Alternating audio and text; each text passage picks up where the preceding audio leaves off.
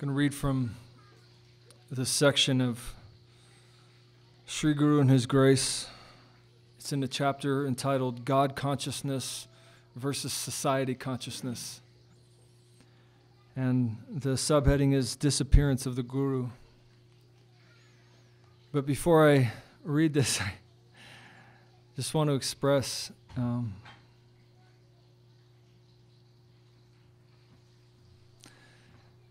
feeling extremely fortunate today in remembering the seemingly few minutes that we had with His Divine Grace, Srila Bhakti Sundar Govinda-dev Goswami Maharaj.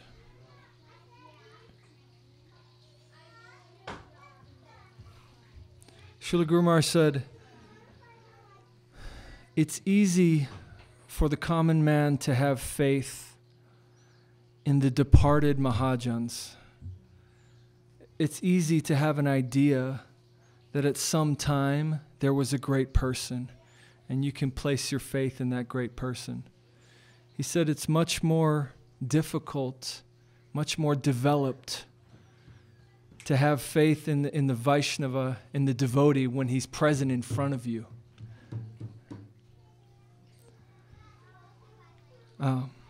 But I saw devotees who had faith in Srila Gurudev while he was in front of them. And I think now those devotees are so fortunate. They bent their lives around being in the association of the Mahajan. When we're coming to Guru, or at least I can say for myself, the ideas in our head are concoctions. There's some idea of what spiritual life is. There's some idea of what God is. There's some idea of what you're going toward. But at least in my experience, really Gurudev can show you things that you didn't know that you needed to know. And can give you things that you didn't know enough to want.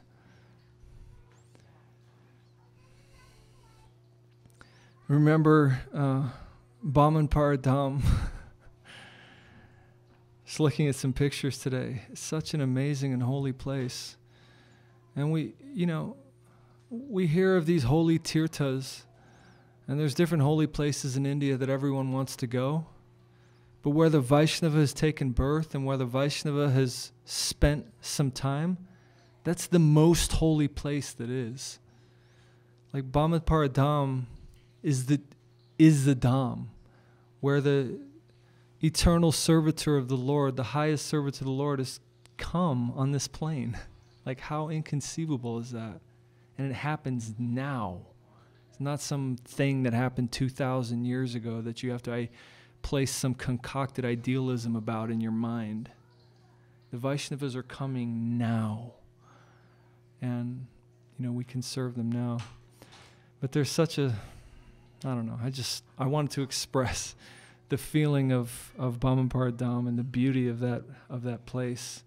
And the joy of faith in the sanctity and spiritual radiance of that realm.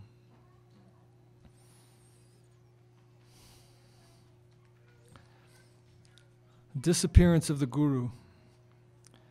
After the disappearance of the spiritual master, how should the disciples continue his mission? Srila Sridhar Maharaj, you must not neglect your conscience. You may go fight as a soldier to save your country or your people or your honor. Your environment does not depend on your whim. It may appear extremely perplexing, but you will have to face that. However complex the battlefield may be as a soldier, you will have to fight. Otherwise, you have no faith in your own cause. The battlefield's in front of us. There's no turning away. There's nothing to do but enter into it. in confidence. Otherwise, we have no faith in our cause. There may be disturbances. Rather, we say there should be. There may even be fighting amongst the devotees. But we should not leave the preaching of Mahaprabhu despite all differences. Disturbance must come because our most beloved Guru has withdrawn from amongst us. Such a great curse has been thrown on our heads. Should we like to live peacefully?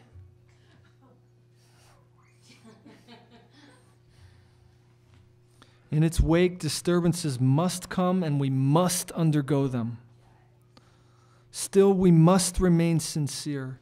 We must face the difficulty in a proper way. It has come to train us to go in the right direction. What an amazing perspective. Not only is the difficulty not the problem that needs to be solved, it's actually beneficial. It's beneficent. It's benevolent. If some disturbance comes to us, we shouldn't see that there's some flaw in that situation. Actually, the fact that the situation has come is beneficial somehow. Guru Maharaj is instilling that faith. What we received from our spiritual master, we understood only in a rough estimation. Now things have come in such a way that we have to scrutinize ourselves in every position. We have to analyze ourselves. Atmanikshepa, self-analysis has begun. This is an amazing conception.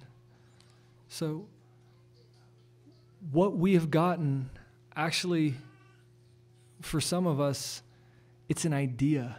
It's some rough kind of block of purpose, of faith. And now the time has come where that needs to be honed.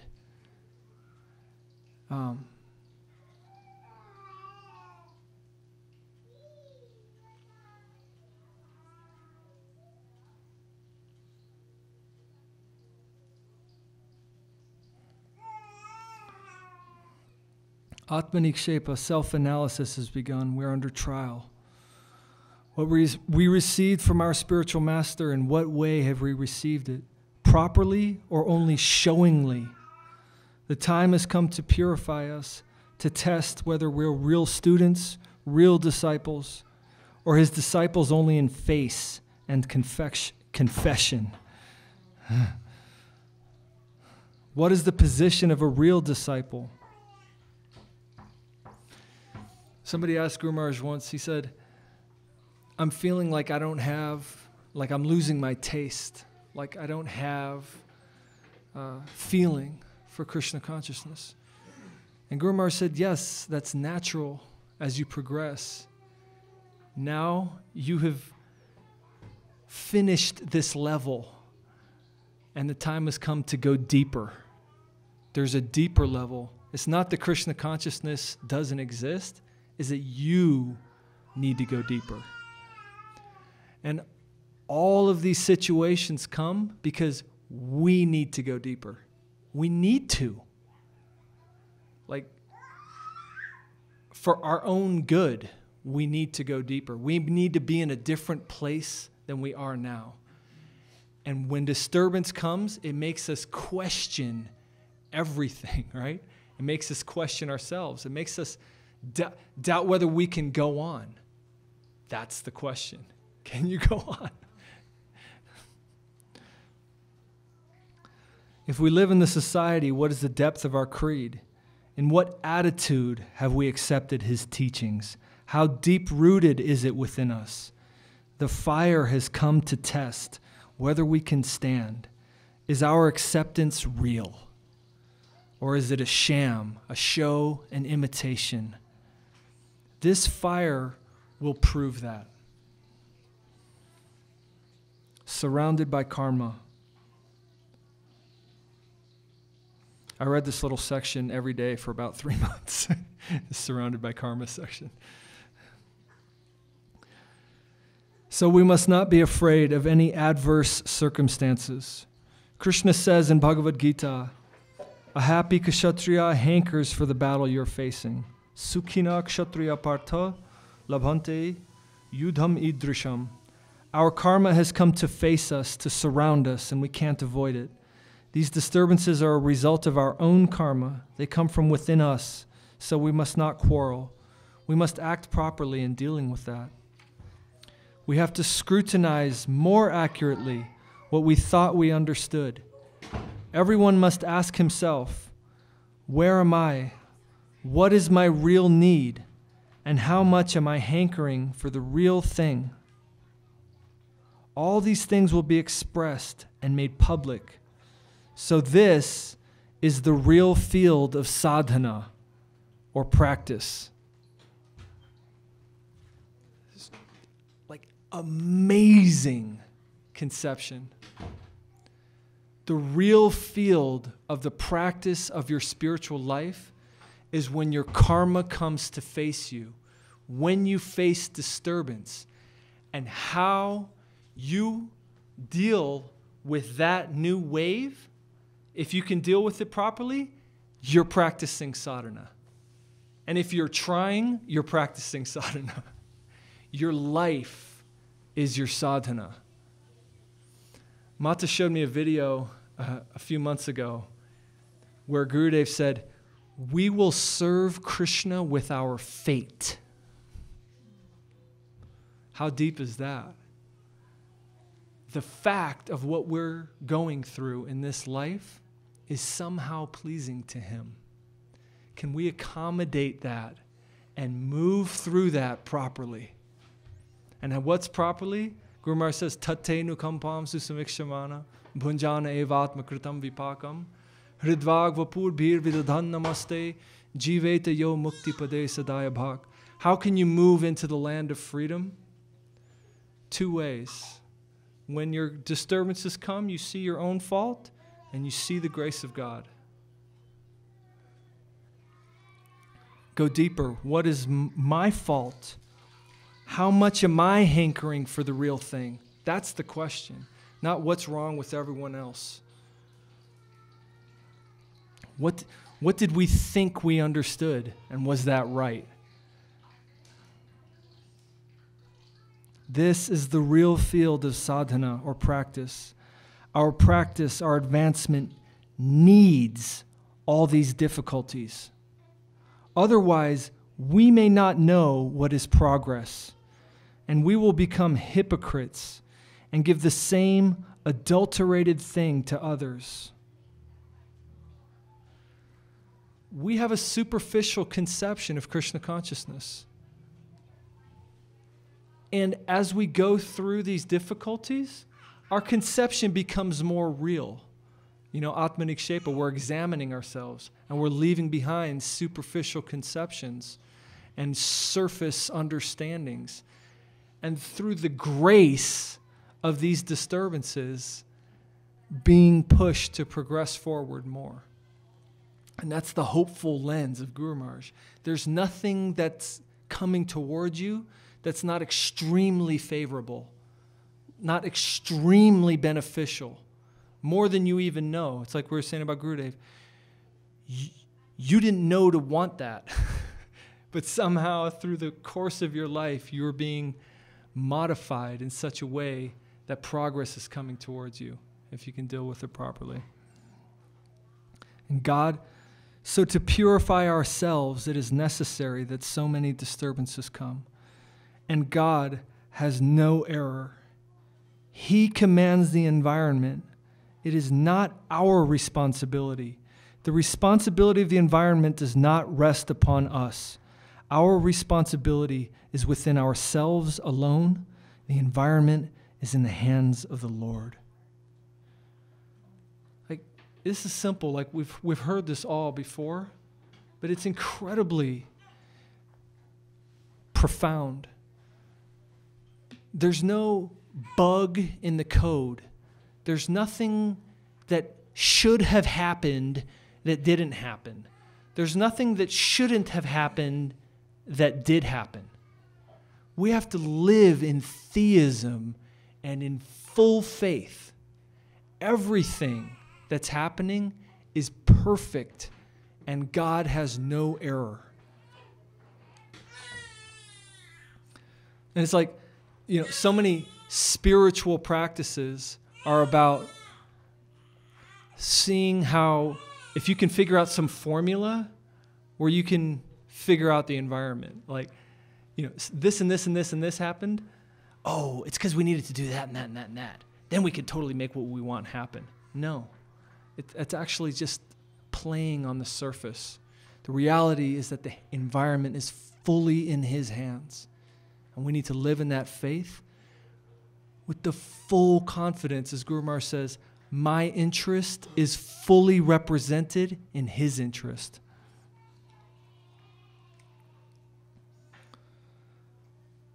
The Lord has not done any wrong to me. If I am sincere, then I have to adjust myself with this environment and put my faith before Him. By our stand in any circumstances in the battle, our patriotism will be put to the test. We will be tested to see whether we're real soldiers or not. Anything may come, but we will have to face that. I must not forget my Lord, my Guru, my Gauranga, my Radha Govinda, under any circumstances. Under all unfavorable circumstances, I must stand with my head erect and say, yes, I am a servant of that sampradaya. Everyone may leave me, and I will stand alone. With this attitude, we must march on, whatever the circumstances may be. Then the recognition may come in my favor that, yes, under such trying circumstances, He is still there. Our superiors will be pleased with us. We must analyze ourselves. How much are we selfish? To what percent are our unwanted bad habits, anarthas, still present within our hearts? How much are the impurities of karma, jnana, mental desires, and other filthy things mixed with the real faith that must come out and that must be eliminated in different ways? If we want real good, no one can hinder us. Like, this process is incredible. You can start to think that you understand Krishna consciousness, but if something happens that shakes you up, I can say for myself, and you truly have to look inside yourself and say, what percent am I full of crap? It's damn near 100%. It sucks. But that's good. It's good to know that. Now you have a starting place that's realistic, right? And you can work on things.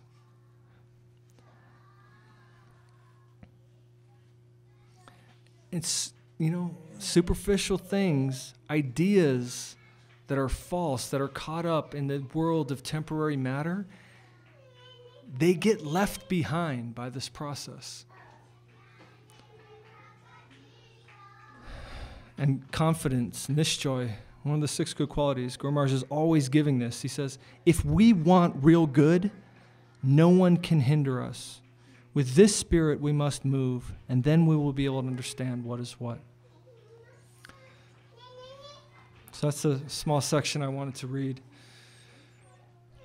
And just one last thing I'll share.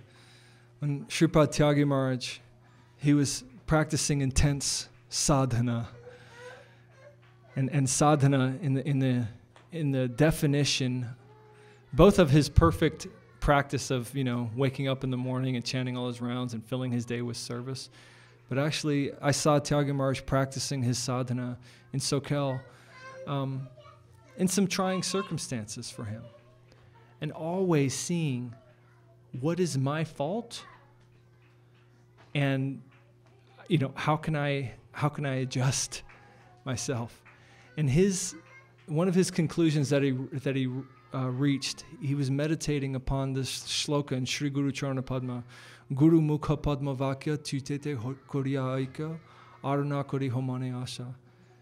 He took this to heart, and the shloka itself says, make the teachings from the lotus mouth of your spiritual master one with your heart.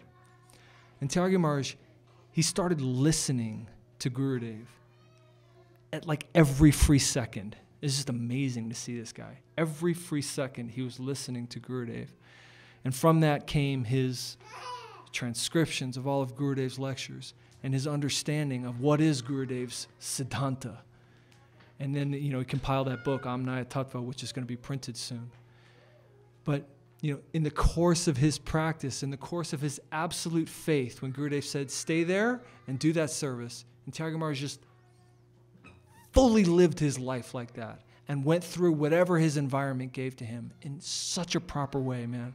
And you can see like the ujjwala from him, like he's shining from the process of his like real practicing life. And, he made the teachings of Gurudev. He's making the teachings of Gurudev one with his heart.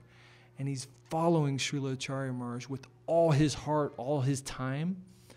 And I see him in one thing in Krishnananda Prabhu, he taped Tyagaraja Maharaj, and he was talking about Maya. And he defined Maya as anything which keeps us from fully throwing every ounce of our energy towards service. That's Maya. And it's a little bit of a paraphrase, but it's basically that. I thought that was the most beautiful thing. And he said, we need to end our day tired. Whatever comes into our head, whatever intelligence we have, give it. Whatever energy we have from taking this food, give it. Whatever we have, give it, and be tired when you're done, and then do it again. And that is the life, the giving life. You're starting the dynamo, the energy, perpetual motion machine, right? You're becoming part of like a hoituki apratihata, the fundamental wave, and you can see it in real devotees of Srila Gurudev, like Sripad Tyagaraja Maharaj. Jai Vishnu Srila Bhakti Sundar Govinda-dev Goswami Maharaj ki jai.